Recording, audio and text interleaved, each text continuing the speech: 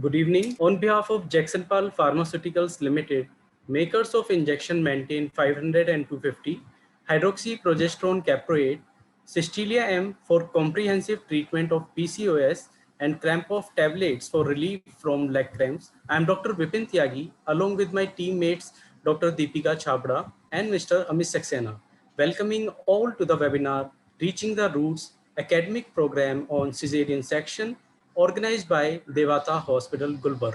We wish to thank convener and moderator Dr. Mrs. Megha Kamalpurkar, obstetrician gynecologist and director of Devata Hospital, Gulbarga, for organizing this webinar. Dr. Megha Kamalpurkar is an obstetric practice since last 20 years. She is practicing fetal medicine in high-risk pregnancies. She has been a faculty state and national levels and delivered many talks on fetal ultrasound. She has presented many papers and posters, and in 2019, a paper in 18th World Congress of Fetal Medicine Foundation in Spain. FMF UK certified in NT and anomaly scan.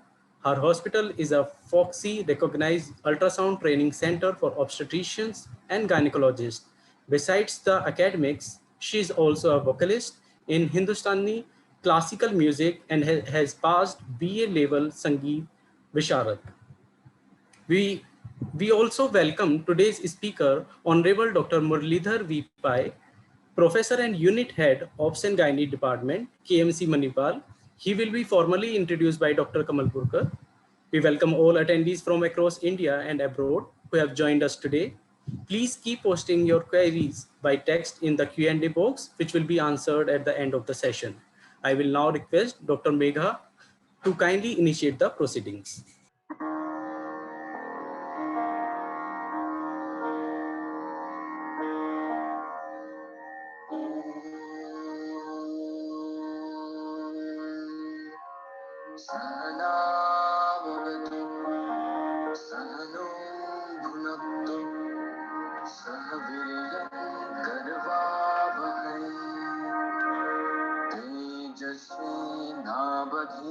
तमस्तु मा विद्विषावहै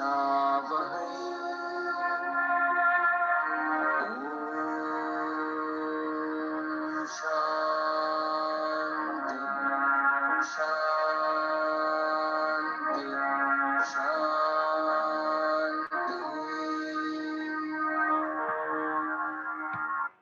Respected Dr. Muralidhar Pai sir, Dr. Deepika, Dr. Vipin, Team Jacksonpal, and today's elite audience, a very good evening to you all. At the outset, I would like to thank each and every member of this new USG learning group, which by their contribution of experience and knowledge on this group has made this real learning. And you all will agree that daily we are learning something from this group, and now we are convinced that knowledge is the realization of our ignorance. And we are now making this journey more and more informative and meaningful through this group. Today we have esteemed speaker Dr. Muralidhar Pai, and when I decided to have him here for Devata Hospital's Reaching the Root program, and when I called him up, even I didn't call, I just messaged him, text him, and he immediately affirmatively replied, and that showed his sincere and real teacher within that soul. I thank you very much, Dr. Muralidhar Pai sir.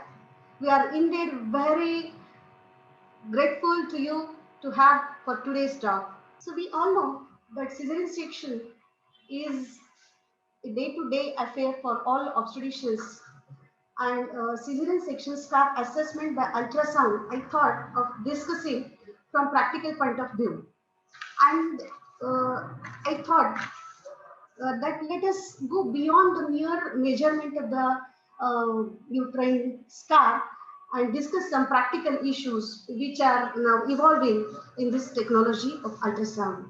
Our senior consultants here will agree that they used to rely more on their clinical acumen for assessment of the scar, its behavior, than the technology. But over last few years, because of the leaps and bounds progress in this technology, the cesarean scar can be assessed very effectively with high-end machines and transducers. There is a great knowledge about now available about the cesarean section scar, its healing, and the anatomy of the postpartum uterus.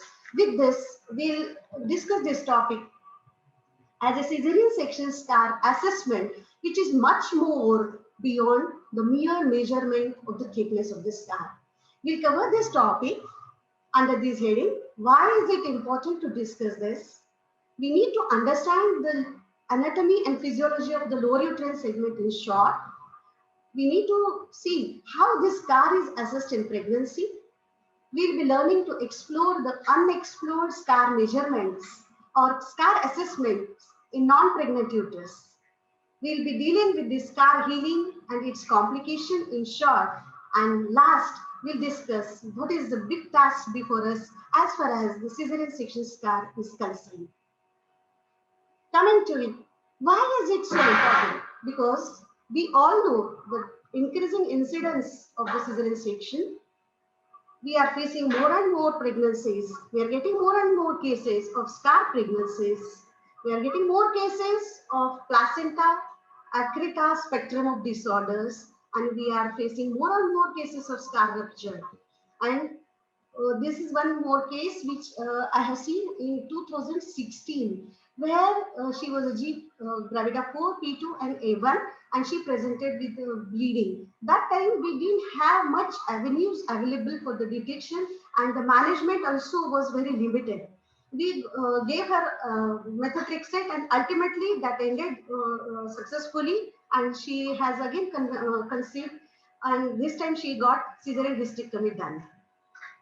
This is also one old clip where we can see the pregnancy which is located at the site of the cesarean section. Scar. And this is scar pregnancy. The diagnosis is becoming better and better. And because of early diagnosis of these scar abnormalities, we are able to deal with these cases early, even by laparoscopy. And the laparoscopic scar pregnancy management is getting more and more popular nowadays. Grateful to Dr. Suchita Dabarkar for sharing these pictures from Bharati Institute, Pune. And we just want to see that we diagnose these cases earlier and manage them well before they land up in hysterectomy or these terminal procedures. So coming to the lower uterine segment, anatomy and physiology, we all know that we know that uterus is divided as a body and cervix, and the part which is between the anatomical internal os and histological internal os is the isthmus, where there is which is the site of the incision for the cesarean section. This is in non-pregnant uterus, and when we study this physiology and anatomy, we know that in non-gravid uterus, the length of this lower segment or the isthmus is less than 1 centimeter, which is thicker here. And as the pregnancy advances, the length increases, but the scar thickness, the lower segment thins down. And this assessment we can do with the help of the technology like ultrasound and MRI, but ultrasound is really very helpful and economical, and we can see, apart from the measurement of the scar, we can assess the morphology of the scar also with this technology. We can go for transabdominal ultrasound as well as transvaginal, but transvaginal is definitely going to be helpful, more helpful, because the anatomical area of interest which will be within the range of the transvaginal probe, and that's why the vaginal scan is better if patient accepts for that. What should be the settings by assessing the scar? We transvaginal ultrasound. We can keep the settings in first trimester routine settings, or we can opt for gynecological settings. Because if we keep the settings for cervical assessment, we will be seeing only the cervical part on the screen. So opt for the cities of first trimester or gynecology and start assessing the scar by transvaginal ultrasound. First, we should have a bird eye view, panoramic view of the lower uterine segment with the cervical canal and identify the scar and magnify the picture so that it occupies your 75% of the screen, because the measurement is very small, it's in millimeters, and we need to ensure the correct measurement. So this is also for abdominal ultrasound.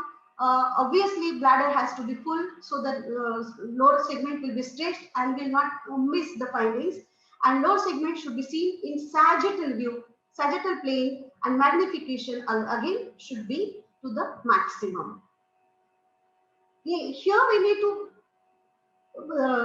see that we keep the sector width to the fullest range. Here you can see the sector width is this. The angle which it covers, this probe or transducer which is covering, should be wide enough to accommodate the cervical canal, the presenting part, and the vesico fold of the bladder, and if we are dealing with the pregnant uterus, the complete uterus should be seen. So the important thing is that the sector width should be wide enough to see the details of the anatomy.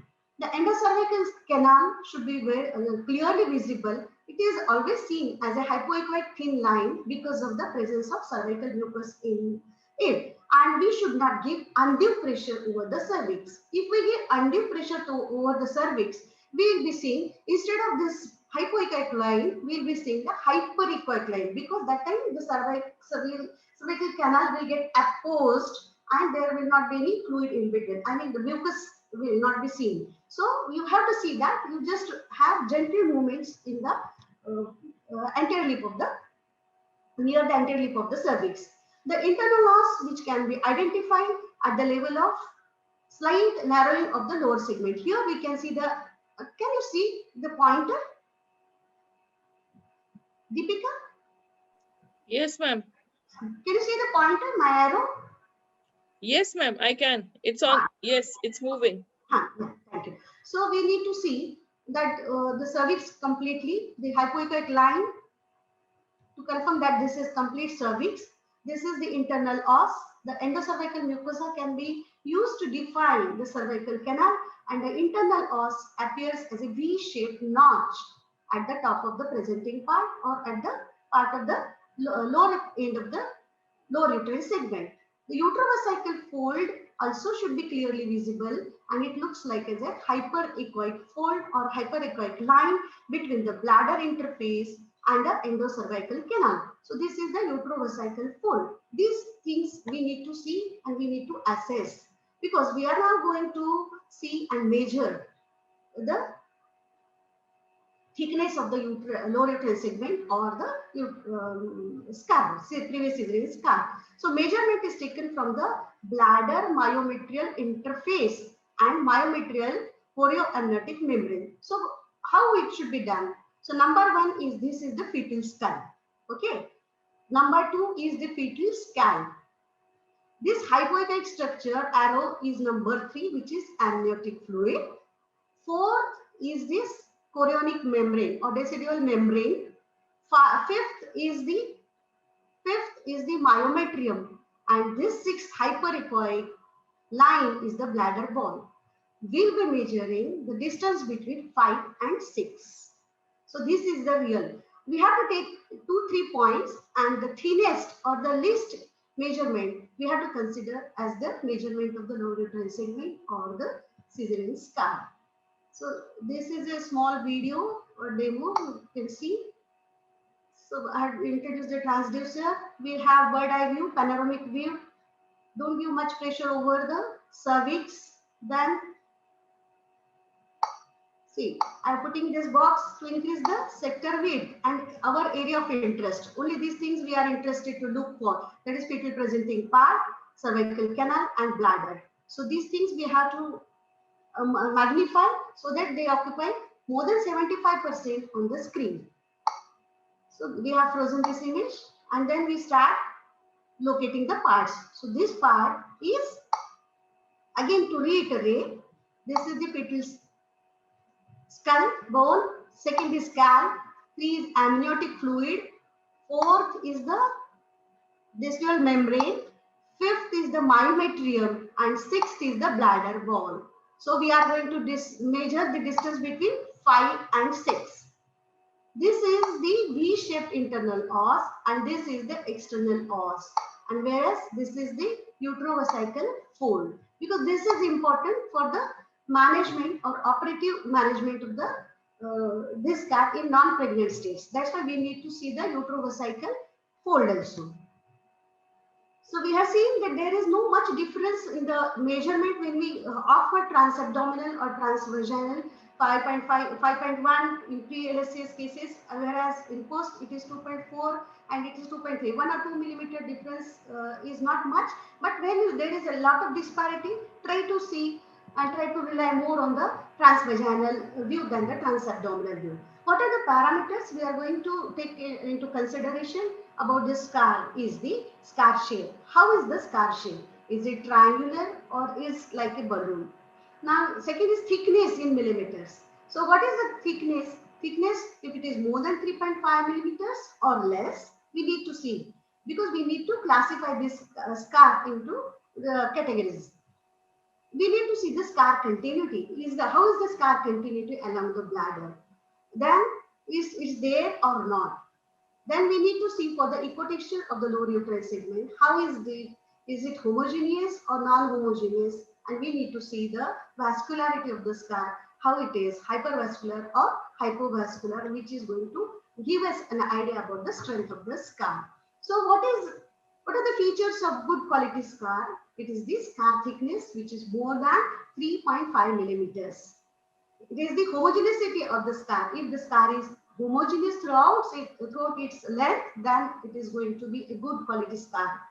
The scar which is in triangular shape, here we can see the lower uterine segment triangular shape there, and then there is the rich perfusion all around the scar. Remember, when we see and put the color on the scar, these vessels which we see should be parallel to this myometrium, not perpendicular. If they are perpendicular, they suggest the bladder wall invasion. Remember this thing. So vascularity also we need to see, and when we do 3D scans for the assessment of the scar, and when we want to quantify the quantity of the scar, then they take it as a scar volume of about 10 centimeters. We need to classify the scar thickness into risk categories. If the scar thickness is less than 2 millimeter, it is going to be a high risk category patient. Then if it is 2.1 to 2.4, it is going to be intermediate. And if it is more than 2.5 millimeters, she is low risk category, because we need to decide for VBAC, can we allow this patient to go for that or not. And then mention if there is bulging of membranes, which is seen with the fetal movements, and take multiple measurements, and out of that consider the thinnest one. Here we can see the scar, we can see the thickness, it's very thin, but every time we need to complement the technology with our clinical acumen. So here we see this is a patient where this scar was very thin. When we convinced her about that this scar seems to be very thin, she was not in labor, she didn't have any pain, but luckily she opted for elective section. When we did, there was a scar dehiscence, which is very difficult sometimes to comment upon by the technology alone. So when we want to assess the cesarean section scar on non-pregnant uterus, we can see that the scar looks like as a hypoechoic indentation. Here the transducer is, orientation is from down. Here also transducer is from down, not from above. So when how can we see this? The cesarean section scar will look like as a hypoechoic indentation at the anterior wall of the lower uterine segment, which is measurable in 3 dimensions, and it lies between the utrovesical fold and internal os. So where cases, in which cases, where if the lady has undergone elective cesarean section, the scar will appear halfway between the utrovesical fold of peritoneum and internal os, whereas if she has undergone emergency cesarean section, the scar would be obviously below the level of the internal os. We can see the scar below the level of the internal os. So this we have to see, and we have to make a habit of looking into this patients, even if they come for the gynec scan, and look for some findings which we can see, how we can see the scar. So nowadays we are coming with this entities like ischemosine or uterine wall pouches or cesarean scar defect, CDS. So this is nothing but the outpouching of the endometrial cavity into the myometrium, and this is by Monteagudo. He has coined this term as a niche, cesarean niche. The prevalence is very high because of the high increasing incidence of cesarean section as well. So it is round about 19 to 69% cases. And these patients in their non-pregnant state will present with abnormal pervaginal bleeding, pelvic pain, dyspareunia, or dysmenorrhea, or infertility, secondary infertility also. Because sometimes what happens, this sperm will not be traveling in a proper direction because of this gap in between. We can see this picture many a time while doing gynec scans. We can see, not even though not big like this V-shaped hypoechoic structure, we can see a small hypoechoic structure or sometimes hyperechoic structure which is seen between the cervix and the uterine wall. We need to look at this area for every gynec patient where there is a history of previous cesarean section, and then we'll be able to pick up the abnormalities. If these niches, these will make the patient high risk for the placenta accreta spectrum, placenta previa, and uterine rupture, so that you can convince them and counsel them in advance. So pathogenesis is multifactorial, but it has been convinced that the cesarean section is the main pathology. There are a lot of controversies coming up. Studies are coming up about the double layer uterine closure, which is associated with fewer niches than the single layer, and the residual myometrial thickness will be better if the patient has got double layer closure and all. This is how we science evolves, and we need to have our own data. We can use our 3D ultrasound for locating this niche, and then measurement for the niche. We can measure the scar and the niche itself. So this niche is defined as an indentation which arises from the endometrial cavity or the uterine cavity, and which extends at least up to 2 millimeters in the depth. The niche, depending upon the size or depending upon the shape of this niche, it is classified as a simple niche or simple with some branching. This is a simple niche or simple niche with some branching, or a complex niche where there are two or more than one or two branches. This branching we can see as a small hypoechoic line in the myometrium. A branch is a thinner part of the main niche which is directed towards the serosa and has a wide width which is obviously going to be smaller than that of the main niche, and should always be documented that there is a branch also. The main niche here we can see is in the green and red area, and this blue area is nothing but the branch of the niche, but we need to document that branch. The scar assessment in non-pregnant uterus, the studies are going on. There are lot of measurements which are available on the natal show, including the niche length should be taken, or depth should be taken, or we need to take into consideration the residual or adjacent myometrial thickness, which is important, or is it the RMT ratio, residual myometrial thickness ratio. What should we look for, and when should we call this as this is not a proper or a weak scar, or it's not a that patient is under high risk category. So these Jordans et al. In 2019, they opted for this modified Delphi procedure, and they came to the consensus that how that scar should be measured. Here we can see this niche. We can measure in the length can be measured, then depth can be measured, and this is the width of the niche. So these we can measure on ultrasound, even with the 2D ultrasound, like we measure the gestational sac in three dimensions. The same way we can measure this niche in 3 dimensions, and then there are percentage charts. If somebody is interested, so they can just visit this site and get this paper white journal, and you can get the percentiles, and according to that, the 5th percentile, 98th, according to that we can classify, and we can just have in mind what type of in which category that patient comes. Of course, this is in non-pregnant state. So this is again residual myometrial thickness. What is residual myometrial thickness? This is the niche and this is the bladder serosa. So the distance between the bladder serosa and the niche is called residual myometrial thickness, which is very important. This is going to help us in counseling the patient for next pregnancy. So if we see this figure, here we can see the uterus, which is very well delineated, anteverted uterus, and we can see a wedge-shaped triangular hypoechoic structure till the bladder serosa. So this hypoechoic structure is just touching the bladder serosa. That means there is no residual myometrial tissue available beyond this niche.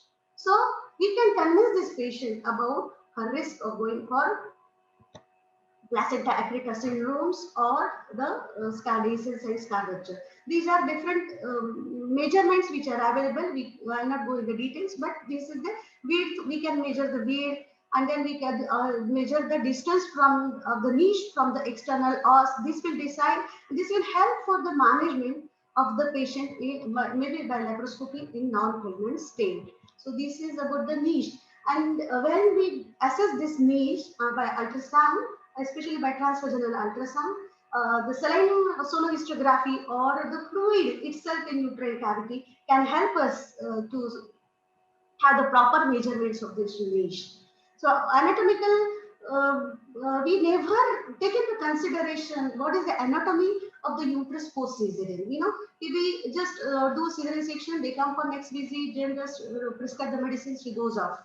Okay, and at least and maximum we discuss about the contraception. We never thought of seeing the uterus, how it looks post-operatively after 3 months, maybe after 1 year. So this is a very good study which is done in, which is published in April 2021, most recent one, about the anatomy of the sonographic post-cesarean uterus, which is done after 1 to 2 years of single cesarean section, not two, only single cesarean section. Patients were selected for this study. 500 patients. This study is done in Germany, and then they were advised to undergo transvaginal sonography, preferably from the day from 7 to day 9 of the cycle, and then they came out with lot of measurements. These measurements we can take. Here I have demonstrated, I have taken these measurements, and these measurements we put in the percentile charts, and then we discuss and we stratify the risk for these patients. So generally they found that the myometrial loss is about 50% of the cesarean after cesarean section. And when they did ultrasound for these patients, so 83.5%, I repeat, 83.5% patients, they had the niches. So these are the patterns of healing seen after the cesarean section. So this pattern where we can see only isolated niche, nothing else. Hypoechoic triangular area, very simple, but the complications which it will cause is are very serious. So this is only isolated niche we can see, or we can see niche with fibrosis. The fibrosis will look like it's a small hyperechoic band. Can you see this? Can you appreciate this? So this is fibrosis with niche, this type of pattern. So only niche was seen in 45% of cases, whereas niche plus fibrosis was seen in 38.5%. And this near fibrosis was seen in 11%, and whereas no myometrial defects were seen in only 5.5% of patients. So there will be some other residue which we can document if we call them for the follow-up after cesarean section. Why it is important? Because the niche represents interrupted endometrial layer, and which is going to be a very high risk for placenta accreta spectrum of disorders. Whereas if we see fibrosis, which is nothing but the interrupted serosal layer, they are more prone for the risk. They are more prone for the scar rupture if they undergo VBAC. So this is how we can convince this patient. This patient, she had come with G3P2A1, and then I could not see any myometrium, residual myometrium here, and this niche is quite big one. So I have convinced her that there is a very high risk of you, because see, this is the continuation of the endometrial cavity. So obviously the placental accreta spectrum disorders will have more chance for this patient. So when I talked to her about this, then she was very much convinced, and then she opted for the not to continue, not to have the pregnancy. So this is how we can manage these niches or isthmosine. So this was a very good study which is done by Dr. Sandesh Kade, where he is practicing in Abu Dhabi, where he has given very good cases, and it's available on YouTube also. What is his experience about this and how he has treated them in 2017, 18, 19, until January 20. So if at all we have some, because there is not much data available, and we don't know much about the healing about the cesarean scar, how it behaves. So they have shared their number, they have shared their experience with the laparoscopic management of these isthmosomes or niche. We can visit the site and then get into the subject. So I feel, okay, what is the important task before us? It is to understand. Now we know that the cesarean section is the potential cause for niche development. We need to describe, document, and publish the gynecological morbidity which is associated with cesarean niche. We need to have our own data, how these patients presented, how many patients presented, and what was the complication, the pregnancy complication. So we need to have our own data. We need to reflect on the surgical techniques for cesarean section to minimize the niche development. So one unit can go for single layer, one can go for double layer. Then we can have postpartum follow for these patients, see how many patients have got niche and how many had fibrosis and like that. And we need to study the healing process of the cesarean section scar, the assessment of the scar by transvaginal sonography in postpartum period, and we can call them after a year and then again reassess. This is a very good paper, and I look forward with Dr. Muralidhar Pai. This can be a good topic for PG for their thesis, and well-renowned institute like Manipal, which are far ahead in research methodology. They can opt for such topics and come out with data which will be convincing for our Indian doctors. We now know that the pregnancy care, the pyramid which is now inverted, and for these patients we can include them for pre-pregnancy counseling. We can assess the scar in advance, and then we can advise her to opt for pregnancy, and we can counsel her about the complications which may come across in her future pregnancies, about scar pregnancies, placenta, Atleta spectrum of disorders, and rupture uterus. So tomorrow is the second week of May, Mother's Day, and I wish you all a very happy Mother's Day, who take care of the motherhood in India. Thank you very much. After this, we'll have 1 minute video by Jackson Park people.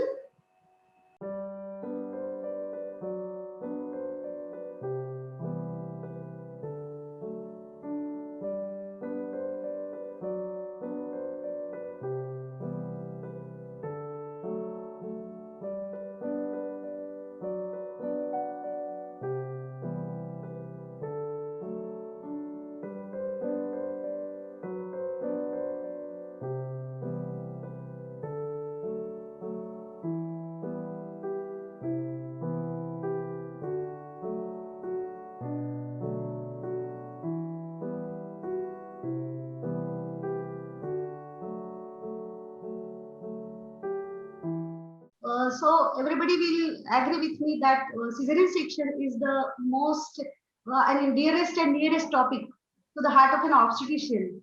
And as many times you listen to that, every time you come out with new pearls of wisdom. And I'm sure I will call Dr. Muralidhar Pai as a Dronacharya for his exhaustive experience in this field of teaching. He is the professor and unit head of the Department of OBG in KMC Manipal. He is the chairman, Medical Education Committee, South Asia Federation of OBGYN, founder chairman for Karnataka College of Obstetricians and Gynecologists. He is a member governing council of Indian College of Obstetricians and Gynecologists. He is ex-chairman, FOXY Public Awareness Committee, and associate member, RCOG UK. He is prolific and popular speaker, as we all know, at national and international forums with around over 540 lectures is his credit to date. 176 publication in his name, in his credit, in national and international journals. He is author of Holland and Bruce Manual of Obstetrics, 4th edition, and Obstetrics and Gynecology, 1st edition. He has won several awards, including Best Outgoing MD Candidate, Best Teacher 8 times, Best Teaching Material 3 times, and Foxy Corion National Award for Best Research, both in junior and senior category. He has got huge 34 years of teaching experience, 30 years experience as MBBS, MS, MCH, DNB, FNB examiner at national and international universities. We are indeed very grateful to you, sir, for having accepted our invitation for this platform. Thank you very much.